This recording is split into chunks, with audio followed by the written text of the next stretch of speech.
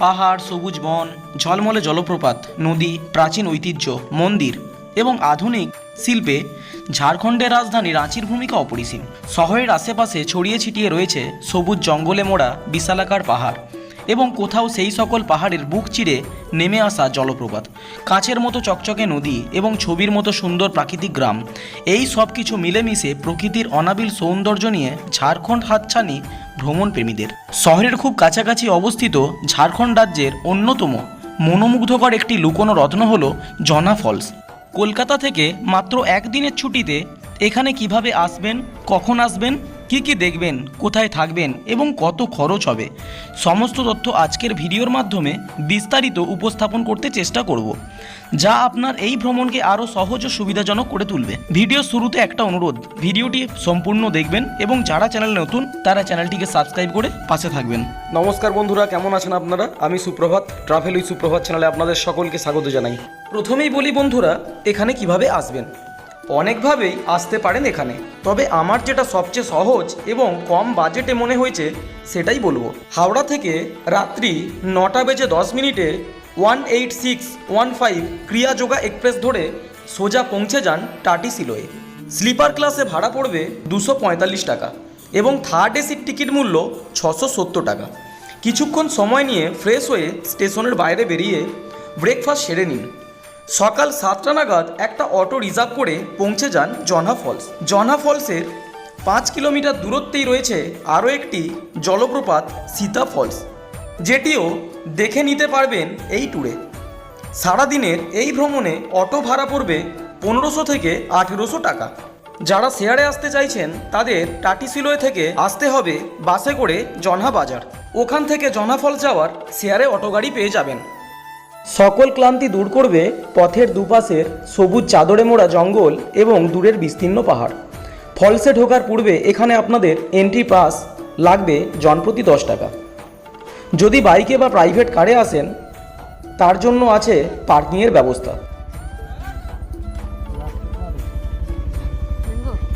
কাছেই আছে অনেকগুলি খাবারের দোকান। দুপুরের লাঞ্চটা আপনারা এখানেই সেরে নিতে পারবেন, তবে পাহাড়ি এলাকা হওয়ার কারণে মূল্যটা কিছুটা বেশি। দাম শুরু হয় ভেজ মিল জনপ্রতি 100 টাকা থেকে।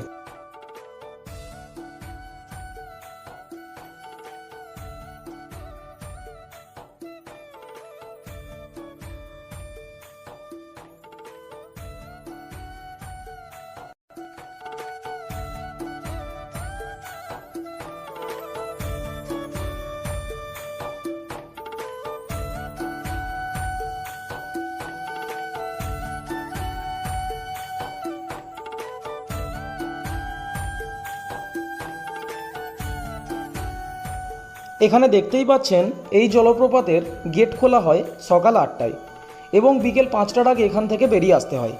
সিঁড়ির কিছুটা পাশেই রয়েছে ফটো তোলার জন্য এই সুন্দর সেলফি পয়েন্টটি।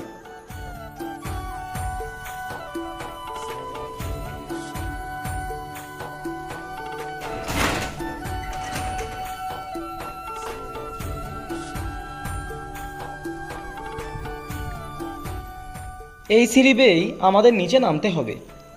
পথের পাশেই রয়েছে এরকম কয়েকটি বিশ্রামস্থল।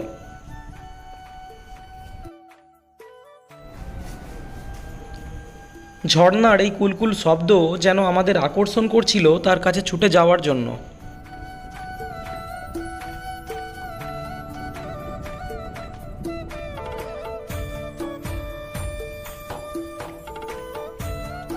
অপূর্ব সুন্দর ভিউ, দারুণ দারুণ লাগছে।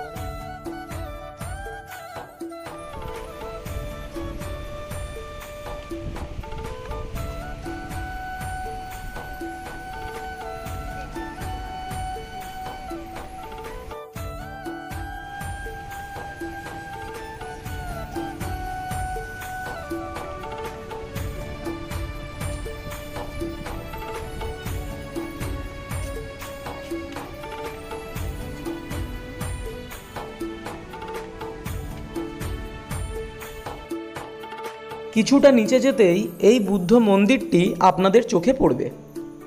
কথিত আছে গৌতম বুদ্ধ একবার এখানে ধ্যান করেছিলেন এবং এই জলের ধারায় স্নান করেছিলেন। তখন থেকে এই জলপ্রপাত গৌতম ধারা জলপ্রপাত নামেও পরিচিত।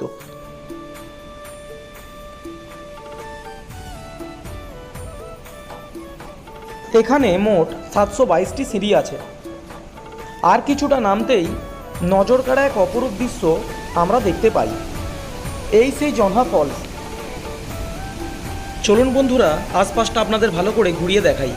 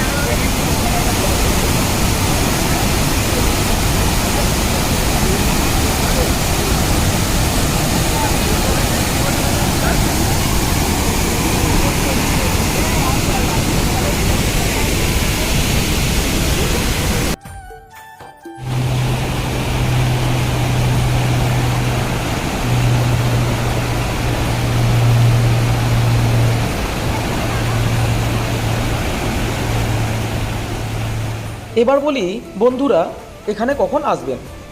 বছরের যে কোনো সময়েই আপনারা আসতে পারেন এখানে। যদি ঘন সবুজ জঙ্গলের পাশাপাশি ঝর্ণার এই ভয়ঙ্কর রূপ দেখতে চান, তাহলে বর্ষাকাল হলো আপনাদের জন্য সবথেকে বেস্ট সময়। এছাড়া শীতকালেও এখানে এসে ঝর্ণার সাথে নির্জন প্রকৃতিকে উপভোগ করতে পারেন।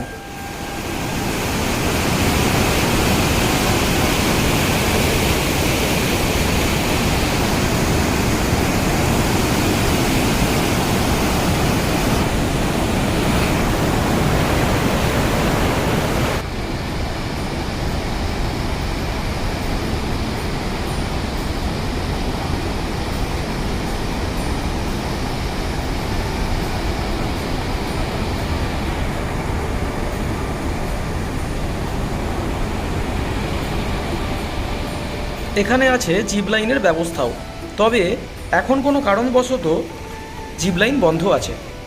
এবারে আসি আপনারা এখানে কোথায় থাকবেন। এই জলপ্রপাত থেকে প্রায় 3.5 কিলোমিটার দূরেই রয়েছে জনহা ফলস রিসোর্ট। বুকিংয়ের জন্য আমি ডেসক্রিপশানে নাম্বার দিয়ে দিলাম। তবে যারা একটা রাত রাঁচি শহরে কাটাতে চাইছেন, তাদের জন্য আমি টাটি সিলোয়ে স্টেশনের কাছেই দুটি হোটেলের নাম এবং ফোন নাম্বার ভিডিও ডেসক্রিপশন বক্সে দিয়ে দিলাম। হাতে সময় থাকলে ঘুরে নিতে পারেন রাঁচি সূর্য মন্দির, রাঁচি জগন্নাথ মন্দির, হুন্ডু ফলস, দশম ফলস, পাহাড়ি মন্দির, পাত্রাতু ভ্যালি এবং মা দেওয়ারি মন্দির। ভ্রমণ পর্ব শেষ করে টাটি সিলোয়ে স্টেশনে পৌঁছে ডিনার কমপ্লিট করে রাত্রি 10:20 1816 হাটিয়া হাওড়া ক্রিয়াযোগা এক্সপ্রেস ধরে নিতে পারেন বাড়ির উদ্দেশ্যে।